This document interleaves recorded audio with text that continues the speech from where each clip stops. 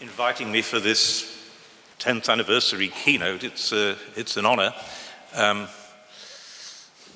You described me as a public intellectual. I try not to be a public anything, right? I'm not on Twitter, I'm not on Facebook, I don't blog, I just write books, and some people read them. Anyway, let me get down to business.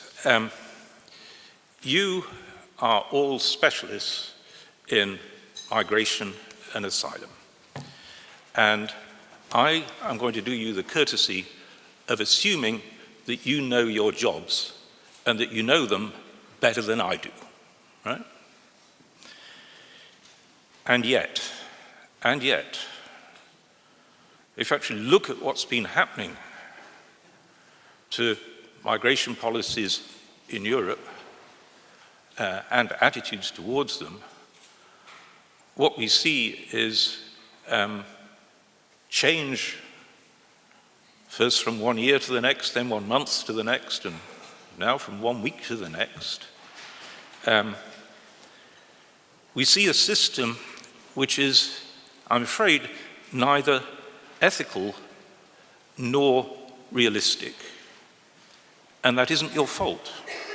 That isn't your fault. It's because I'm going to argue that you've been massively overburdened with a task that is completely beyond your own responsibilities.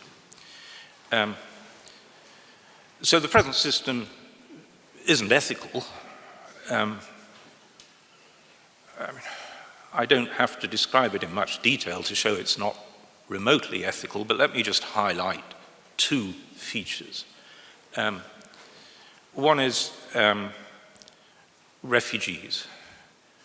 Now we know that 85% of the world's refugees are in poor haven countries. I got brought into the world of refugees because the government of Jordan called me in to say, help, what do we do? We've had, nearly 1 million Syrian refugees here for 4 years, and we've had pretty well no help. Help, what should we do? Right? And Europe has concentrated our entire focus of trying to help refugees on the relative handful of people who've come to Europe. Very largely, the least needy, the most educated, the youngest, the most affluent. And yet, I was just in the German Ministry of Interior last week. I worked quite closely with the German government, the different bits of it. And they told me, we spend 25,000 euro a year on every refugee in Germany, and practically nothing per refugee for the 85% of the world's refugees who are much needier in the poor haven countries. So phenomenal misallocation of our resources, just a failure to meet our basic ethical duty towards refugees. So I'll be returning to that issue. And then alongside not dealing with the refugee problem, our own duties towards refugees, what we are doing with our rather incomplete, shall we say, asylum system, messy, is we're luring a lot of young people who are not refugees at all, luring them, we've got the representative from ECOWAS here who knows this much better than I do, but certainly in Senegal, in Ghana, there's young men with narratives, Europe or death. Europe or death. These are terribly destructive narratives to seed in Africa. Terribly destructive. Right? And of course, those young men who try and implement that notion, Europe or death, all too often end up with death. Right? And a lot of the ones that don't end up with death end up with deep regrets, which I'll come to. So, there's no way we can present the present system as ethical, nor is there any way we can present it as realistic. And the best measure that it's not realistic is what ordinary European systems think of it. And you only have to look at the barometers of trust. Trust in government has collapsed across Europe. Right? And the main driver, the main anxiety, is mismanagement of migration. Right? So we've got a system which isn't ethical and which isn't realistic. But in the process, we have polarized European societies into a bunch of people who think the asylum system must be changed so that it is ethical. And then another bunch of people who say the asylum system must be changed so that it is realistic. And they see each other as enemies, as if there is a trade-off between being ethical and being realistic. And we've got a vicious divide within every European country between people who think that they are more ethical and people who think they are more realistic. And that is the reflection, the result of a deep muddle. Now, I've done you the courtesy of saying, I think you know your jobs better than mine. I'm now going to make the somewhat arrogant equivalent statement, I think I know my job. I've been working for longer than I care to say, but over 40 years on the poorest countries in the world. I'm still very actively on it. Right? I brought out a string of books, The Bottom Billion, Exodus, Refuge, today, The Future of Capitalism, which is about trying to make globalization work for ordinary people. I should say that my publishers are furious with me that I'm here today and not in London doing press conferences on the future of capitalism. Right? But it is about trying to make globalization work for all of us instead of all of us working for globalization. This year I directed a commission on fragile states, the countries in the world that are collapsing or at the risk of collapse into disorder and violence, which are the generators of the refugee and mass poverty problem. And between now and Christmas, I'll be going to 4 different African governments that have invited me in. Right? So I'm very actively engaged in this struggle. All my work for the European Network on Migration is joint with my colleague, Professor Alex Betts, who is as passionate and deeply researched on refugees as I am on the global poor. He's directed the Oxford's Refugee Studies Centre, which is the main academic centre on earth for refugees. And we joined forces working on Jordan, that we co-wrote Refuge. We found it such a fertile partnership that we've worked on this together. We plan 2 further books together. So we're very active. Alex would have been here today, except that he's in a hospital. He's not seriously ill, but he's a marathon runner and he's hurt himself. I'm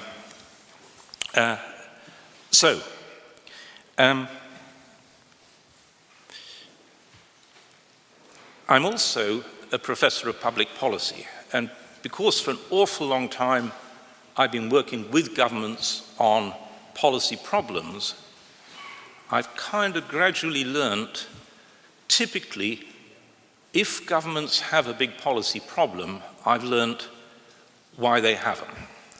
And there are two generic mistakes that governments make that's not to do with the specific problem they face, but it's sort of generic.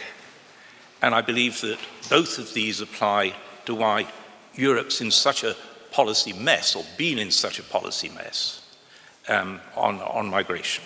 So one very, very common mistake is that most policy problems have solutions, but the solutions, unfortunately, don't have the decency to fit neatly into the silos of government departments that governments have built over the last 50 years or so. And so the solutions to most serious policy problems cut across several different parts of government. And so you need interministerial cooperation, and our governments are very, very bad at interministerial cooperation. Right? But for this problem, you'll need it. I'll explain why as the talk unfolds. Right? So this problem has got siloed with Ministry of Interior, and in particular with asylum policy. And as I'll show, it's there are good solutions to this problem. About 10% of them involve the Ministry of Interior and asylum policy. About 90% of them involve other ministries. Sorry about that. It'd be nice if I could say all the people in this room have the capacity to solve this problem. You don't. You're just the wrong bunch of people. Right? The fact that the right bunch of people are not even invited into the room tells you how badly you've misunderstood the nature of the problem. Right? And unfortunately, that's pretty typical. Right? So that's one feature, siloed government, and the problem is just slammed into whichever ministry happens to, as it were, be first in the queue with dealing with the problems that are arising from not having fixed it. You know, if we think about Afghanistan, which was the frontline ministry dealing with Afghanistan, it was the Ministry of Defense in America, the Defense Department. Did they know anything about how to fix up Afghanistan? Not a clue, right? But it went with them because it was just defined as first and foremost about security. So that's one symptom, siloed government. And the other symptom is, and forgive me, the politicians in the room, I'm sure it doesn't apply to you. In fact, it doesn't apply to you. But there is an instinctive sense with politicians of saying, what am I going to say to the press at the next press conference this evening? Right? And something's happened, something's gone wrong yesterday, and you need to make an announcement today. Right? Sounds familiar? Has it ever happened in migration policy? I mean, right? Most problems have solutions, but the solutions involve thinking of a longish-term strategy. You know, not a strategy for 1,000 years, but a strategy that's longer than next week. Right? And European migration policy is a mess because both of these features apply. It's got siloed in a particular ministry which just doesn't have the span of authority to come up with most of the things that are needed for the solution. And for 15 years, European policy has been driven deeper into a quagmire by looking down at your feet and saying, oh my God, we're standing in the mud. What should we do? Well, pull a foot out of the mud, and where do we put it? Oh, we'll step forward, right? And if you keep doing that for 15 years, you end up pretty deep in the quagmire, right? Which is kind of what happened, I think, right? So, forgive me, I should have said, one of the reasons why I don't Twitter, I don't blog, I'm not on Facebook, is I'm not trying to be popular, right? I think the only the rare moments when academics are invited to actually speak to public policy, we've got a duty to try and speak truth to power, right? And often that involves not saying things that are particularly welcome to hear. Sorry about that.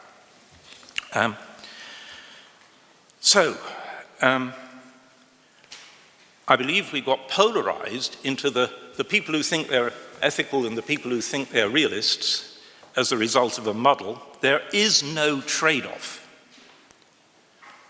We need and can have a policy which is both ethical and realistic. I am not prepared to take any lessons in ethics from anybody in this room, right? I've been working for over 40 years on the poorest people on earth, and Alex has been working similarly on the refugee problem. Neither of us are willing to say we'll give up a bit of ethics for realism. We're not giving up 1 ounce of ethical commitment. But nor are we giving up on realism, right? I'm a deeply practical person. That's why governments in Africa keep inviting me, because I keep trying to come up with practical things that they can do which will make life better for their people, right? So, I'm no more prepared to take lessons in realism from the realists than ethics from the ethicists, as it were, right? We can do both and we need both.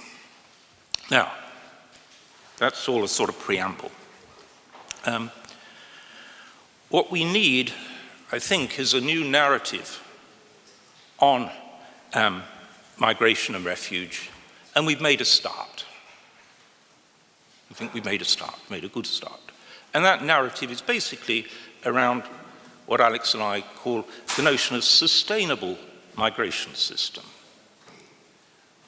What do we mean by a system that's sustainable? And sustainability is desirable in pretty well any area of public policy.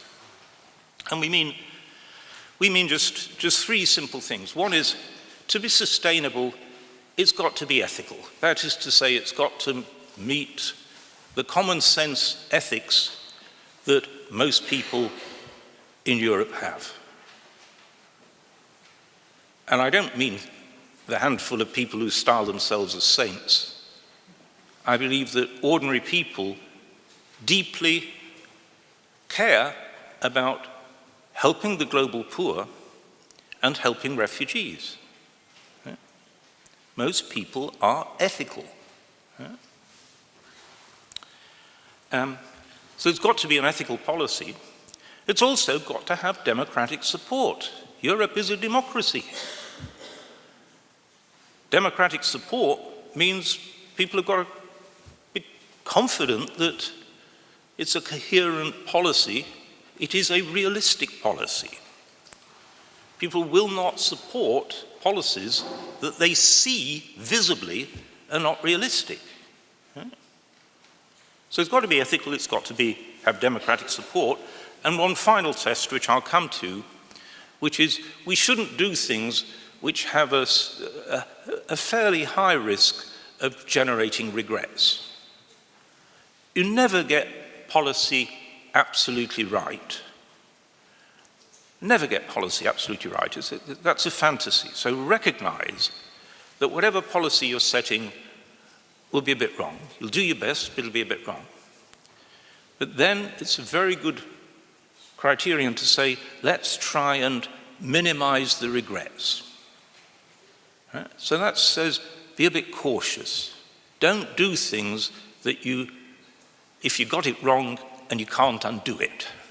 You know? So, let me move to the next big point. And that is that we need to start not by having pulled our foot out of the quagmire and saying, where shall I put it, and putting it one foot forward. Right? Start by thinking of what would a sustainable system look like, what goals should we be setting ourselves. Right? So what would a future system look like? A system that worked, that was ethical, realistic, and didn't lead to fairly obvious sources of regret. Once we've got a sense of where we'd like to be, and only once we've got to, I believe we can very easily get a lot of consensus on a system that we would all like to have, which we manifestly don't have at the moment. Once we've got a sense of this is what we should be heading for, then we can say, well, we're not there. And then you've somehow got to do a transition from the mess we've got to where we're going, to where we want to be. Right? Since you're standing in a quagmire and you want to get out of it, that transition will itself be somewhat messy. Right? There's no alternative to that, I'm afraid. And we can disagree about which is the best set of footsteps to take to get ourselves out of the quagmire. But let's keep it in perspective. These are just issues of transition. So disagreements about paths of transition are second-order disagreements. They are not existential disagreements. Right? At the moment, we've got existential disagreements within Europe because people think that every little step is itself the goal. And yet if we start to focus on what are the goals, I believe we'll rapidly get quite a lot of agreement. So let me start with what should be our ethical goals. And I'll start with our duty to refugees. And here, as is implied by what I've said, I draw very heavily on my colleague Alex Betts. So 85% of refugees are in regional havens like Jordan, fairly poor countries, sometimes very poor countries. And those haven countries have only one thing in common. They're near a source of conflict and disorder. And that makes them very good places to be havens, because refugees, by definition, are not migrants. Refugees are people who chose not to leave their country. They chose to stay at home, and then home became unlivable. Disorder, famine, fear, whatever. Right? And so then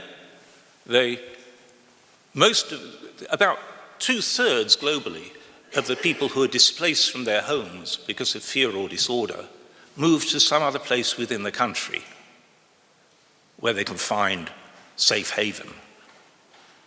And the legal nomenclature for that is internally displaced. But the fundamental phenomenon we're looking at here is displacement. So 2/3 are displaced within a country, and we always need to keep them in mind. What can we do to help them? And 1/3 are not just displaced from home, but get across the nearest border. Nearest border makes a lot of sense. Partly it's near, partly because it's only a border, they'll often have relatives across the border. Often it'll be the same language or related. Often it'll be the same culture or related. And so the havens, the regional havens, are a very suitable place to provide safe haven, except in one respect, and that is they're poor. They're generally not as poor as the place that's collapsed into disorder. So, for example, a Syrian getting to Jordan if only they could get a job in Jordan, would be much better off than they've been in Syria, because Jordan's a lot richer than Syria. Turkey, even more so. Lebanon, even more so than that. Right? So for Syria, the three neighbors were all much richer than Syria. So if you could get to one of these regional havens and get a job, you were doing pretty well. And there's the rub, there's the difficulty. These countries, like Jordan, let people come in. They were neighbors, they did the decent thing. But they're short of jobs. They're poor countries themselves. And so their own population said, oh, they can come, they're neighbors, but they're not taking our jobs. They're poorer than we are. If we let them take our jobs, they'll work for less than we're willing to work for. They'll drive wages down. Very understandable reaction. Right? And so Jordan, as most other haven countries, said you can come, but you can't work. Right? Now, that's not what refugees want. It's what, I'm afraid, some parts of UNHCR seem to think that people want, because the UNHCR standard offering, until recently, was kind of free food and free tents in a camp, but no work. And that's kind of an insult to the problem. It's infantilizing refugees. Refugees don't need to be long-term free food, free shelter. They need to restore the autonomy that comes from being able to earn a living. They need a job. And so most refugees in most of these haven countries ignore the UNHCR, have a free tent, have free food.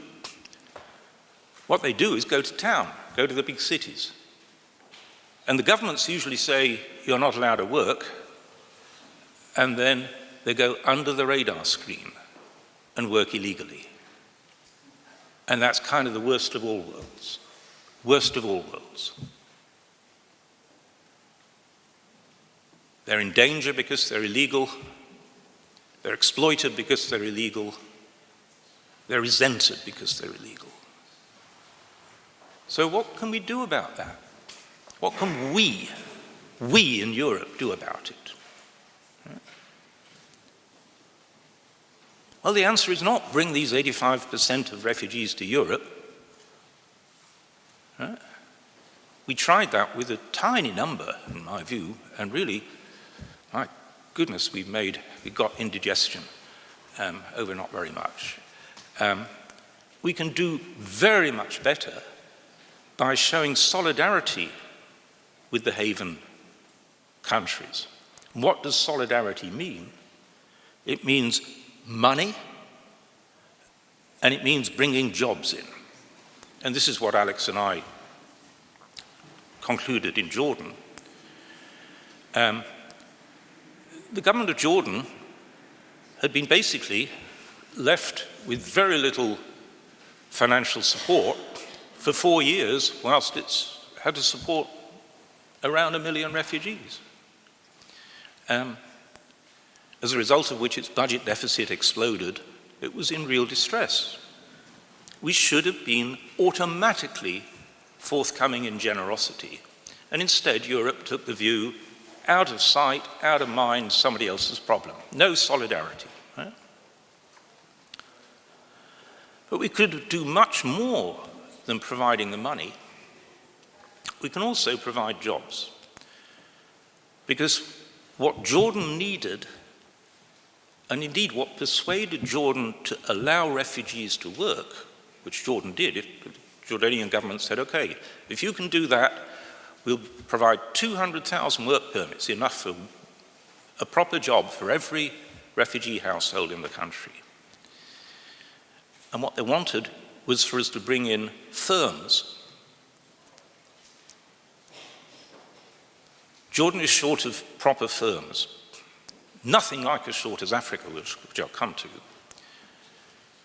But Jordan had 40 industrial zones, over 40.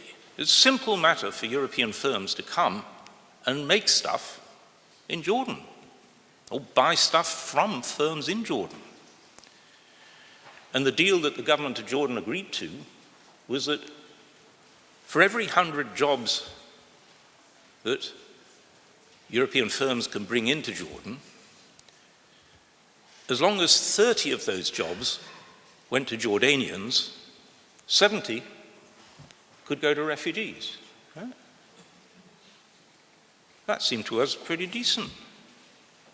And then so we went to the European Commission. The European Commission agreed to give good market access to firms in Jordan.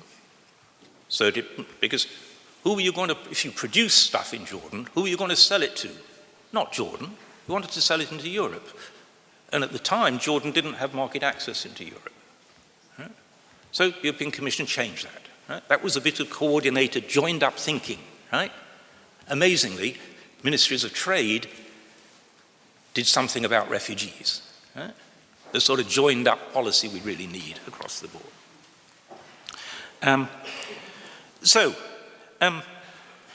Where does asylum fit into this? Not much, right? Not much. There will be cases where people do need asylum in Europe. And that's where they can't get safe haven in a country that's closer. Right? Being a refugee entitles you to safe haven. It doesn't entitle you to safe haven in California or wherever you want to go. Right? Obviously not. Right? It's not a meal ticket. It's an entitlement to safe haven. And that's a basic principle that has to be recognized. Right? Because otherwise, our population will just say, this isn't about ethics at all. Right? So, we need an asylum system in Europe that distinguishes between three categories of people. One is between the people who genuinely need asylum in Europe because we are the first country of haven, versus the people who need asylum but have already got it. They don't have an entitlement to come to Europe, obviously not. Right? Why should they? But, and let me just remind you, that's only ethical as long as we're meeting our main ethical duty, which is the ethical duty to support haven countries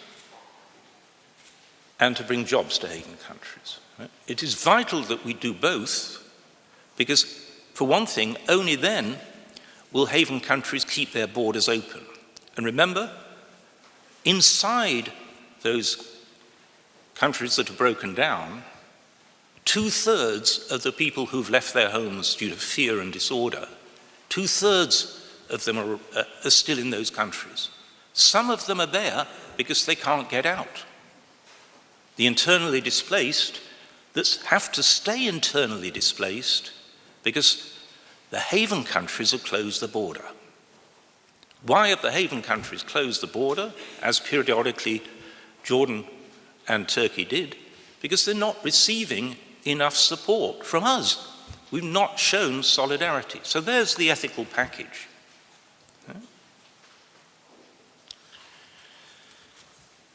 And now let me turn to a third category we've got to distinguish. So far I've talked about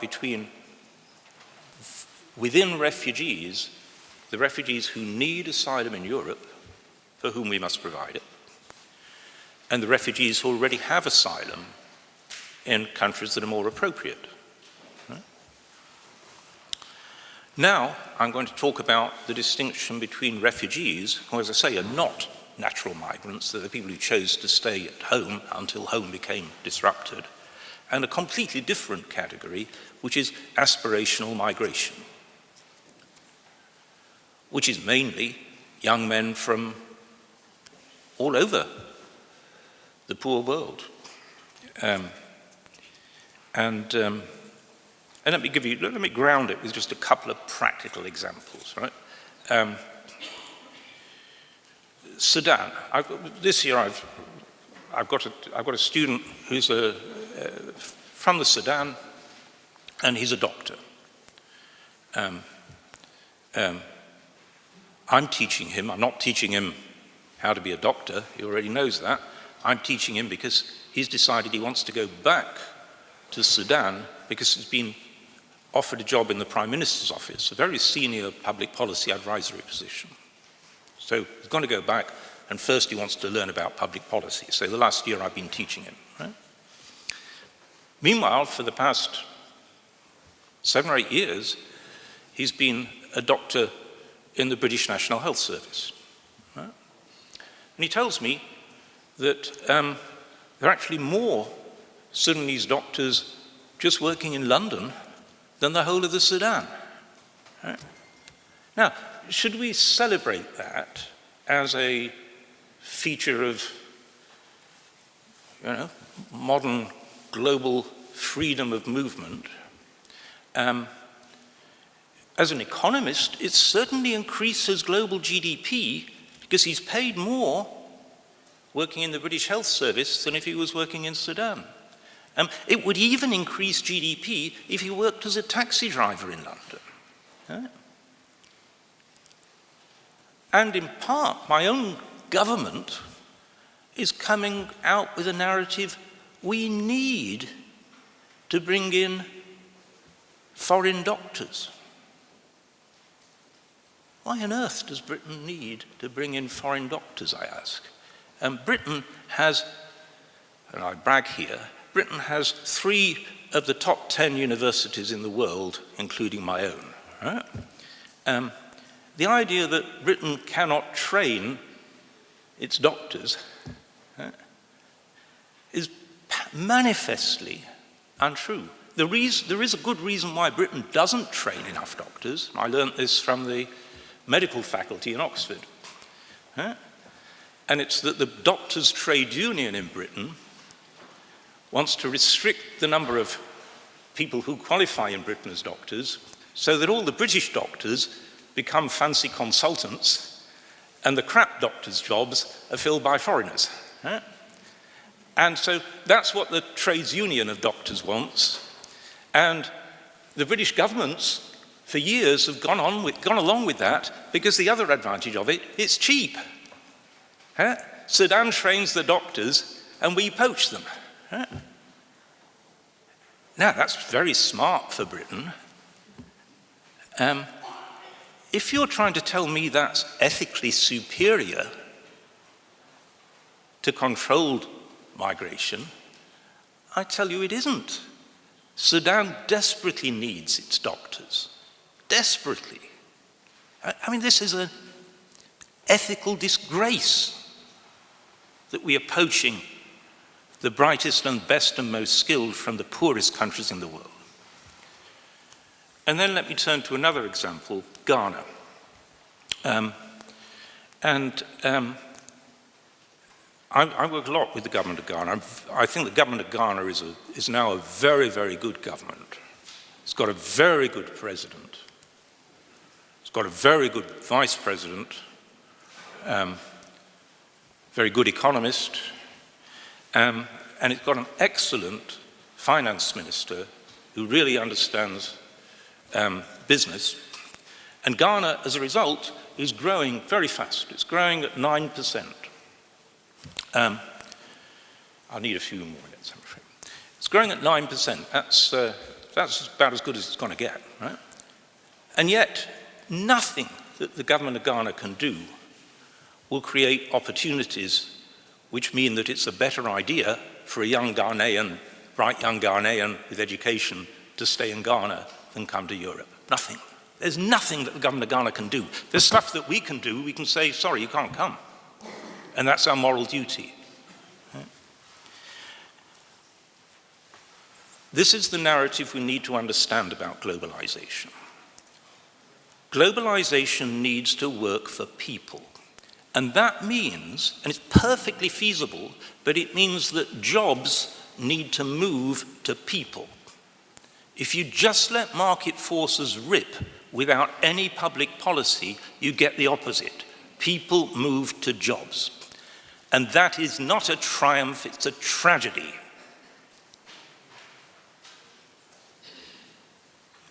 Now, we have got a whole range of institutions across Europe that can move jobs to where they're needed. Jobs move to Africa, jobs move to Jordan. They're called development finance institutions. Europe has two big ones, the European Bank for Reconstruction and Development and the European Investment Bank.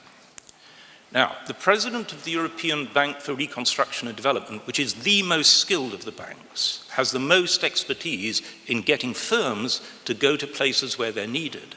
The president of that bank, a few months ago, said, we must move into sub-Saharan Africa. That's where we're needed most, we've got the skills. And do you know what his board of directors said? They said, no, you can't. Huh? Who are the board of directors of the European Bank for Reconstruction and Development? They're all the European governments. They're your colleagues in a different ministry, sir. Huh? And they doubtless voted no. Why did they vote no? Because European policy is so unjoined up. You've not understood what it means to meet our ethical duties to the global poor. It doesn't mean cherry-pick a handful of a few thousand and let them risk drowning in Europe, drowning in the Mediterranean trying to get here. It means use our development finance institutions, use our money to get our firms to go and create jobs where the jobs are most needed. Let me say a little bit about regrets.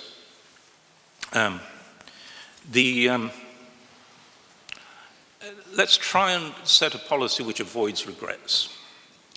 And I'll just highlight two regrets.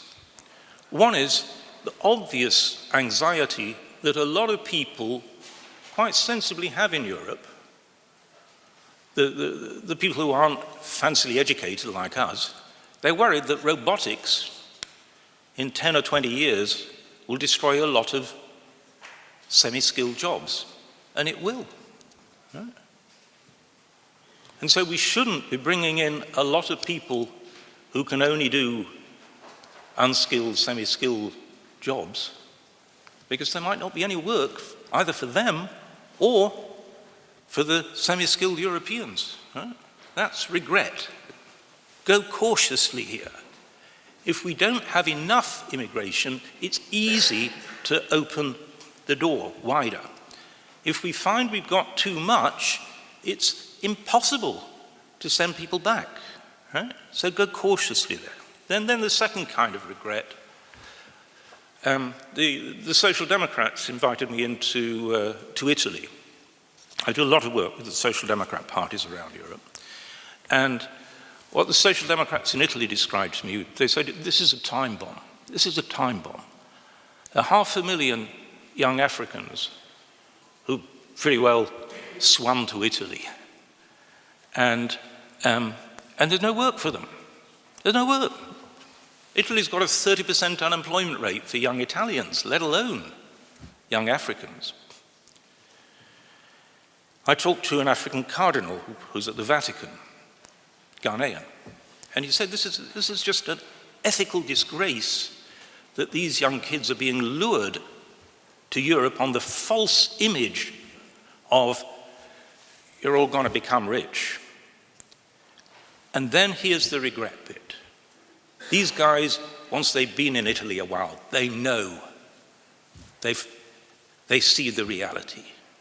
There's no access to training, there's just a little bit of money, and yet they can't go back. And why can't they go back? Because if they went back, they would face humiliation in front of their friends. The whole narrative is Europe or death. They've made it. And then they slink back. They would face humiliation. That is luring people into a trap. Now, what I haven't had time to say, and I haven't, my minder looks relieved, is the transition steps.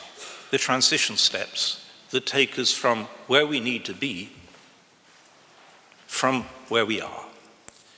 And Alex and I have written a lot of stuff on what are the transition steps. They're simple enough. They're perfectly doable. And we can disagree at the margins on the transition steps. But what we can agree on, I hope, is where we're heading. We're heading to something which is ethical and realistic. And we're not there yet. Thank you very much.